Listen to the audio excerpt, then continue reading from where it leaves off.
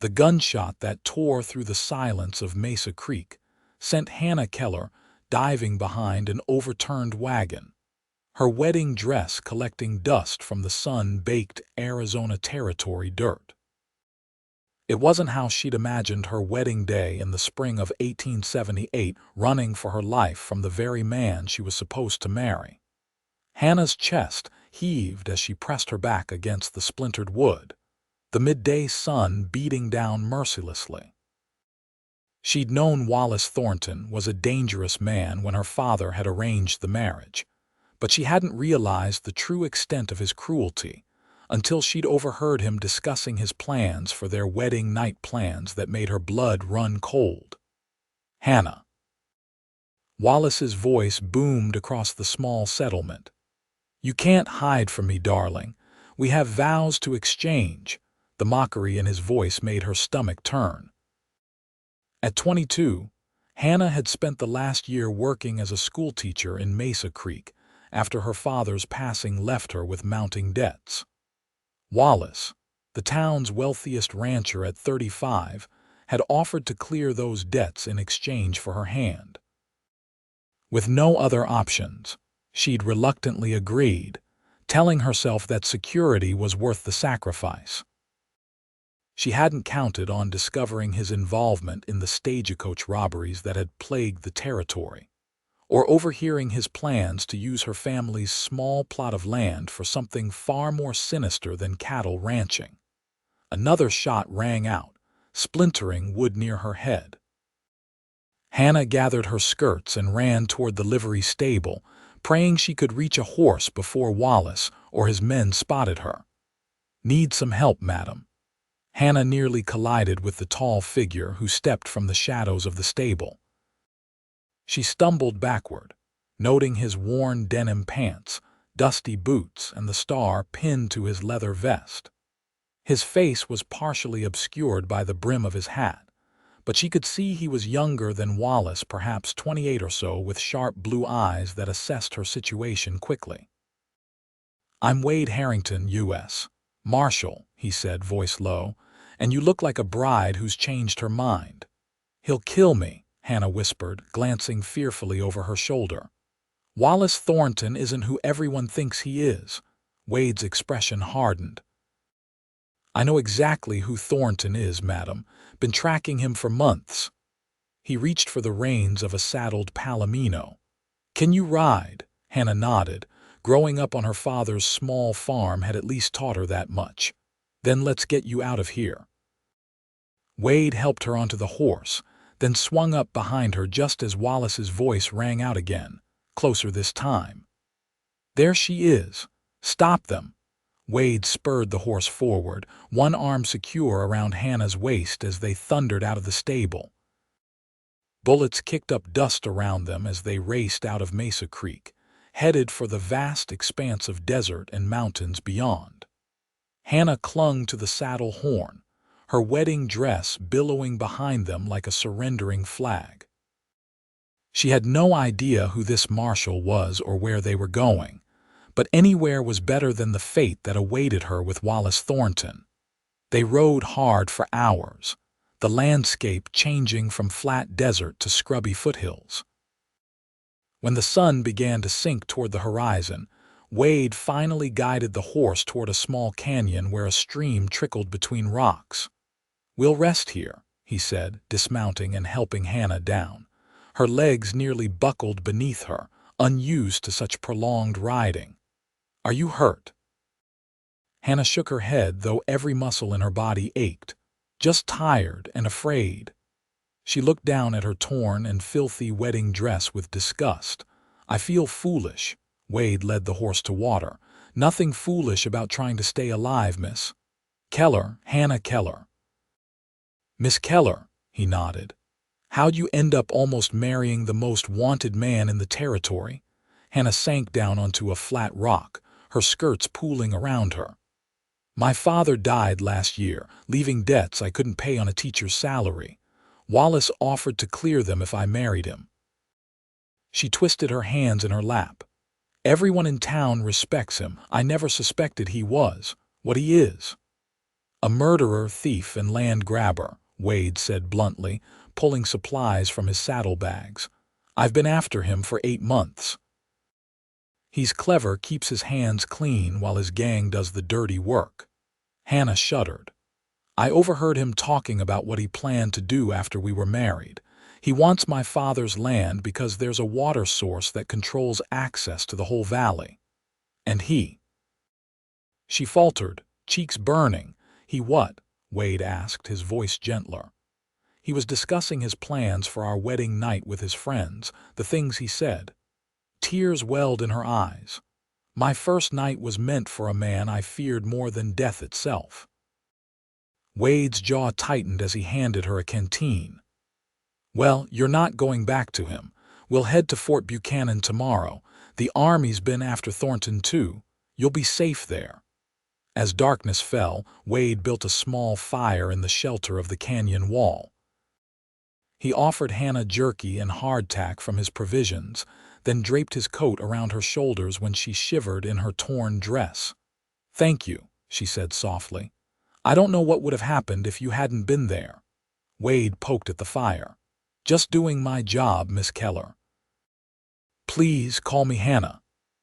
She studied him in the firelight, noting the scar that ran along his jawline and the way his eyes seemed to constantly scan their surroundings. "Have you been a marshal long?" "5 years," he replied. "Joined up after the war, needed something to do with myself." "You fought in the war?" She was surprised he seemed too young. A faint smile crossed his face. "Lied about my age. Was 16 when I joined up in 64. Saw enough in that year to last a lifetime." He glanced at her. "You should get some sleep. We've got a long ride tomorrow." Hannah nodded, though sleep seemed impossible with her mind racing and her body aching. She settled as comfortably as she could on the bedroll Wade provided, watching as he took first watch, his silhouette steady and reassuring against the star-filled sky. Dawn broke crisp and clear, painting the canyon walls with golden light.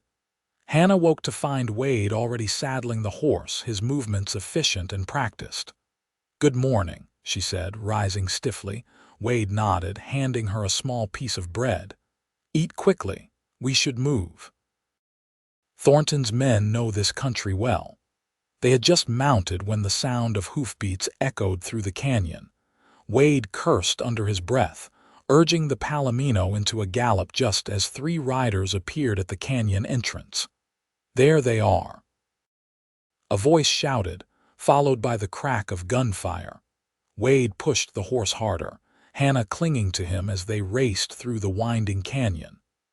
When they emerged onto open ground, he veered sharply toward a dense stand of pine trees climbing up a mountainside. "They'll have trouble following us through there," he called over his shoulder. The forest provided cover, but slowed their progress. By midday, Wade seemed satisfied they'd lost their pursuers and allowed the exhausted horse to rest beside a small mountain stream. "We're about 6 hours from the fort," he said, helping Hannah dismount. "But we need to let the horse recover." Hannah nodded, massaging her lower back as she walked stiffly to the water's edge. She splashed cool water on her face, trying to wash away some of the trail dust. Her wedding dress was beyond salvaging, torn and stained beyond recognition. "I must look a fright," she murmured, catching Wade watching her. "You look like a survivor," he replied simply. Something in his tone made her heart flutter unexpectedly. She studied him more carefully now, the sun-browned face, the strong line of his jaw, the way his eyes held both hardness and compassion. "Have you been tracking Wallace for long?" she asked as they shared a sparse lunch of jerky and dried fruit.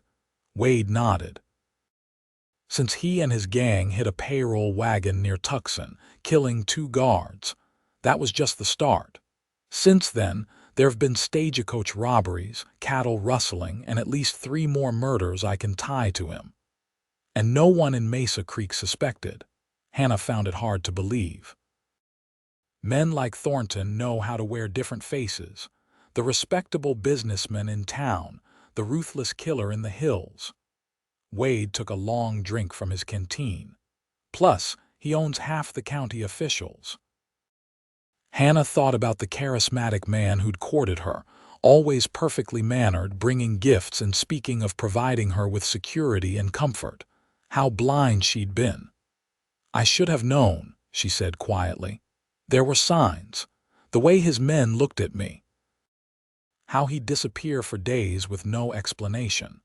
The anger that would flash in his eyes when he was contradicted." Wade shook his head. "Don't blame yourself. Better men than you have been fooled." They rested for another hour before continuing their journey, following game trails through the mountains. Wade seemed to know the terrain well, navigating with confidence even as the paths grew steeper and narrower. As the afternoon waned, they crested a ridge and Hannah gasped at the view. A vast valley spread before them, with distant mountains etched against the sky. "It's beautiful," she breathed. Wade nodded. "Arizona Territory's got a harsh beauty to it, makes a man feel small." "Or free," Hannah added, feeling the vastness of the landscape wash over her. Despite their danger, despite everything, she felt a strange elation. For the first time in her life, she was making her own choices, not following the path laid out by her father or society. Wade gave her a considering look. "You're an unusual woman, Hannah Keller."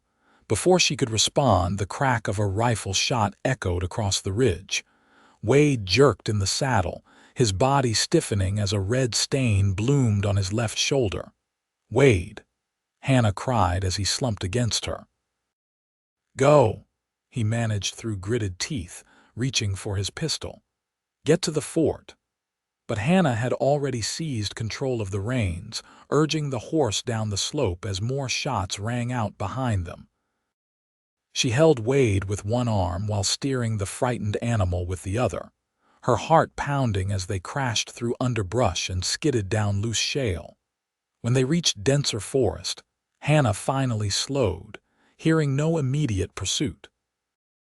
Wade was still conscious but pale, blood soaking his shirt. "We need to stop," Hannah said, looking for shelter. She spotted a small overhang beside a creek and guided the horse toward it. With effort, she helped Wade dismount and settle against the rock face. Her hands trembled as she unbuttoned his vest and shirt to examine the wound. "Went through," Wade said hoarsely. "That's good." Hannah tore strips from her already ruined wedding dress to create bandages. "I need to clean it first." She worked quickly, grateful for the basic medical knowledge she'd acquired helping the town doctor during influenza outbreaks. The bullet had passed through the fleshy part of his shoulder, missing bone and major vessels. "You're lucky," she told him as she bound the wound tightly. Wade managed a weak smile. "Doesn't feel lucky. You could be dead," she pointed out, helping him drink from the canteen. "True enough." He leaned his head back against the rock, eyes closing briefly. "You ride well for a schoolteacher." "I grew up on a farm," Hannah reminded him, settling beside him. "And I've had plenty of practice the last 2 days." They sat in silence for a moment, listening for any sounds of pursuit. The forest remained quiet except for birdsong and the gentle babble of the creek. "We should keep moving," Wade said eventually, though he made no attempt to rise. Hannah shook her head. "You've lost blood. Rest for a bit. The fort's still there." As the shadows lengthened, Hannah built a small, smokeless fire as Wade had taught her. She helped him eat a little, noting with concern how fever was beginning to flush his cheeks. "Tell me about yourself," she said, hoping to keep him alert and distracted from the pain. "Where are you from?" Wade shifted, wincing. "Kentucky originally. Moved west after the war like a lot of men. Worked cattle drives, tried my hand at prospecting, finally found my calling with a badge. No family," a shadow crossed his face. "Lost my parents young, had a brother who died at Shiloh." "I'm sorry," Hannah said softly. Wade shrugged his good shoulder. "It was a long time ago. What about you?" Besides teaching and almost marrying outlaws, what's your story? Despite everything, Hannah laughed. Not much to tell. Grew up on a small farm outside Mesa Creek. My mother died when I was 12. Father wanted me educated, so I went to a ladies' seminary in St. Louis. Came back to teach when he fell ill. You could have stayed in St. Louis, Wade observed. Safer than the territories. Hannah poked at the fire. My father needed me, and I love it here despite everything. There's something about this land, it's hard and demanding but honest. Wade studied her, his blue eyes reflecting the firelight. You belong here more than most who come seeking fortune or escape. His words warmed her more than they should have. Hannah turned away, suddenly conscious of their isolation and the strange intimacy that had developed between them in such a short time. We should sleep, she said. I'll take first watch. Wade didn't argue, a testament to how poorly he felt. Hannah helped him lie down more comfortably, then took his pistol and settled at the edge of their small camp, watching the darkness and listening for danger. As the night deepened, her thoughts drifted. 2 days ago, she'd been preparing to marry a man she respected but didn't love, believing it her duty to secure her future through the only means society deemed appropriate for a woman.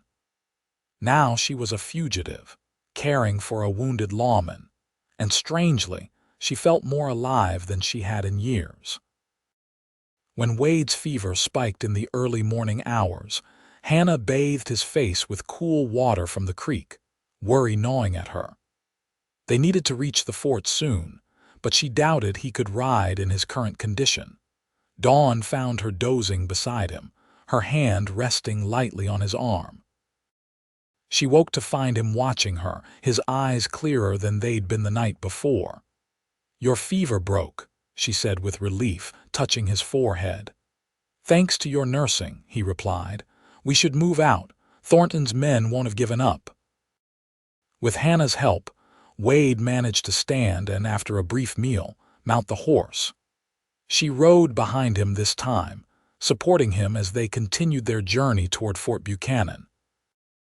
The terrain grew more difficult as they descended from the mountains, crossing stretches of open desert where they were painfully exposed.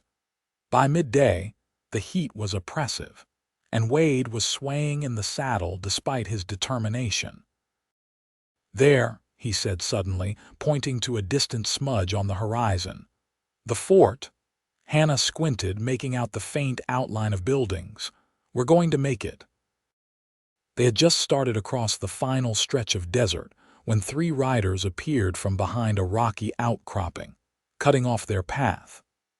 Hannah's heart sank as she recognized Wallace Thornton in the lead, his usually immaculate appearance now dust-covered and disheveled.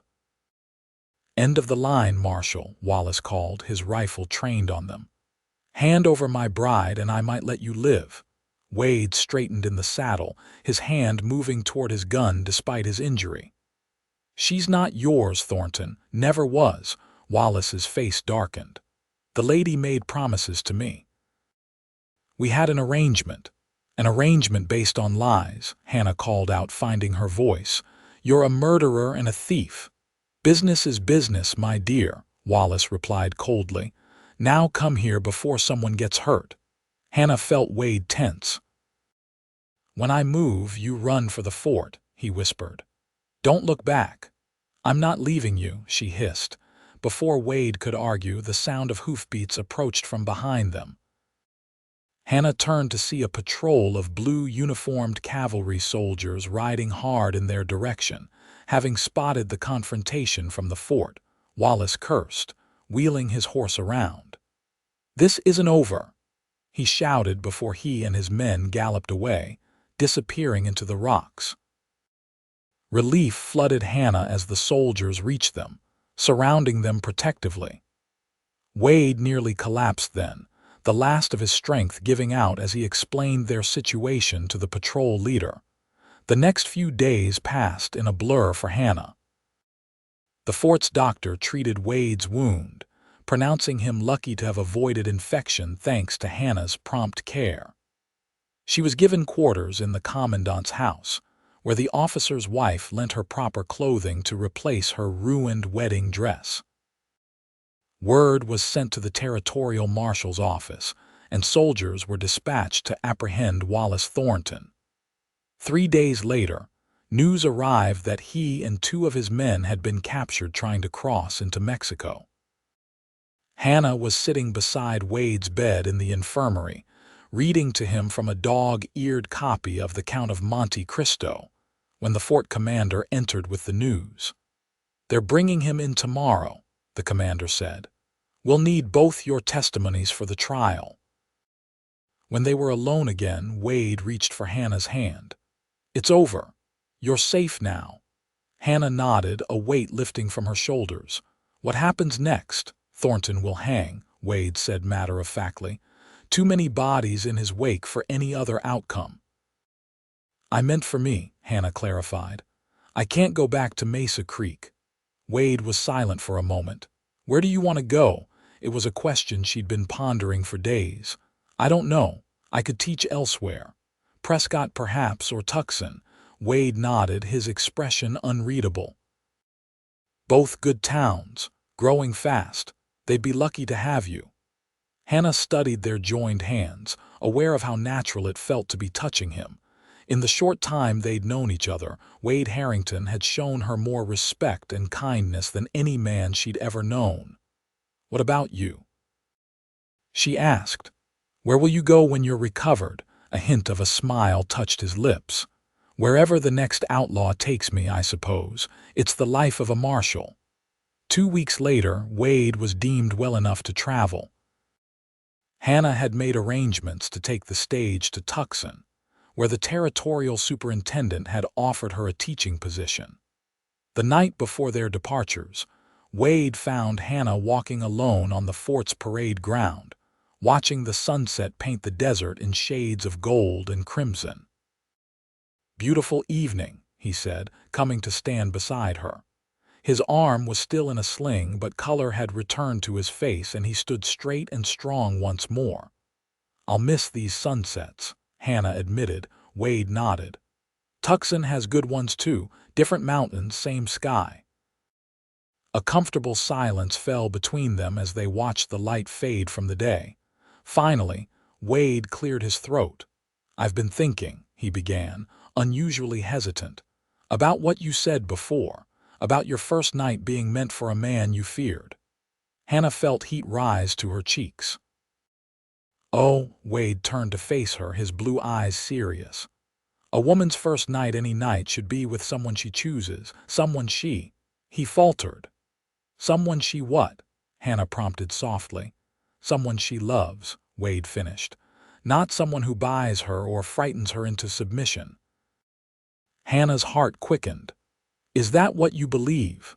"It's what I know," he said firmly. "My mother taught me that much before she died. A man respects a woman's choice in all things, especially that." Hannah studied his face in the fading light, seeing the sincerity there.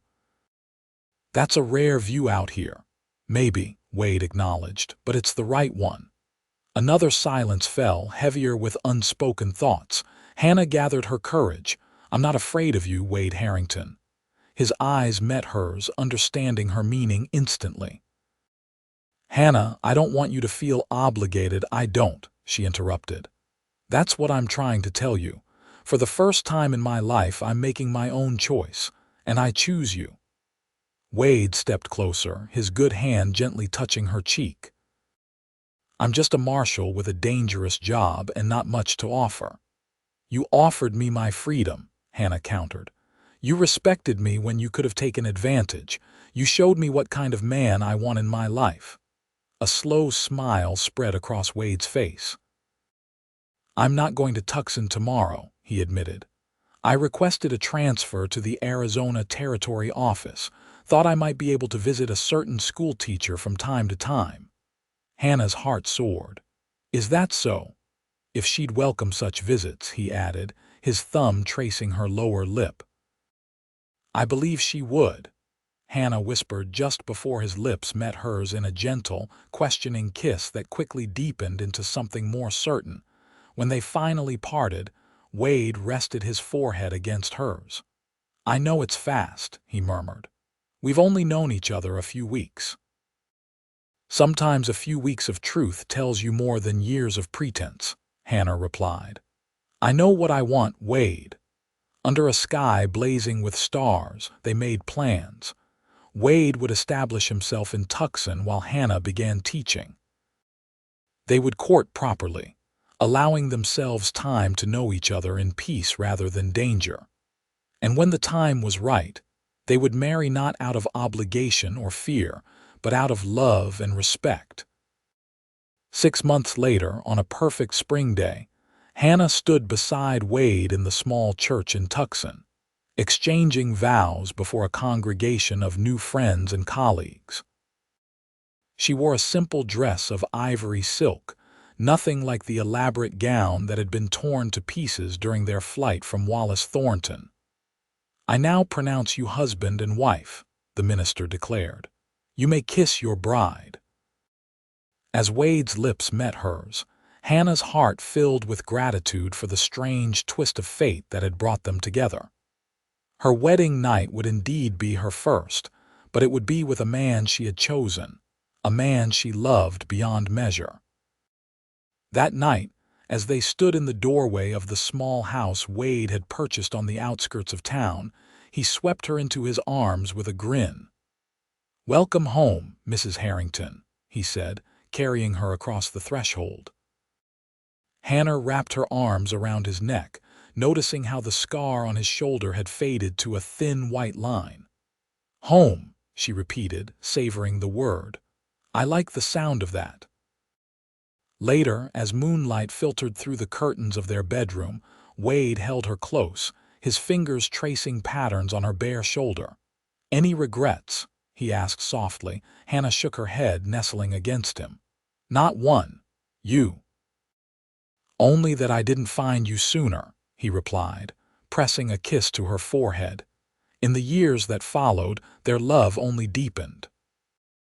Wade eventually became the territorial marshal for southern Arizona, his reputation for fairness and integrity making him both respected and feared by those who broke the law.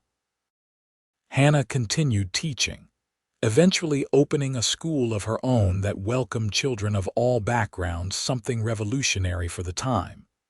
They weathered droughts and floods, outlaws and politics, always facing challenges together. And on quiet evenings, they would often sit on their porch, watching the sunset paint the desert in gold and crimson, just as it had the night they'd acknowledged their feelings at Fort Buchanan. "Remember what you told me that night?" Hannah would sometimes ask, her head resting on Wade's shoulder. "About a woman's first night, that it should be given to someone she loves," Wade would reply, his arm tightening around her.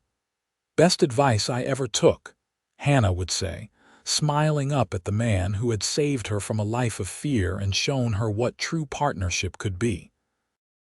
In a land as harsh and unforgiving as the Arizona Territory, they had found in each other an oasis of understanding and respect.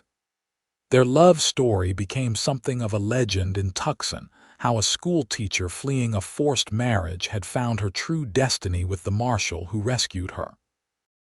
And on their 10th anniversary, as they watched their 2 children playing in the yard of their expanded home, Wade pulled Hannah close and whispered, "Best decision I ever made, following Thornton to Mesa Creek that day." Hannah smiled, remembering the terrified bride she'd once been and marveling at the confident woman she'd become. "Best decision I ever made was running away from him." Together, they had built something neither could have imagined on that desperate day, when gunshots disrupted a wedding and sent them fleeing into the wilderness, a life of purpose, respect, and abiding love in the untamed heart of the American West.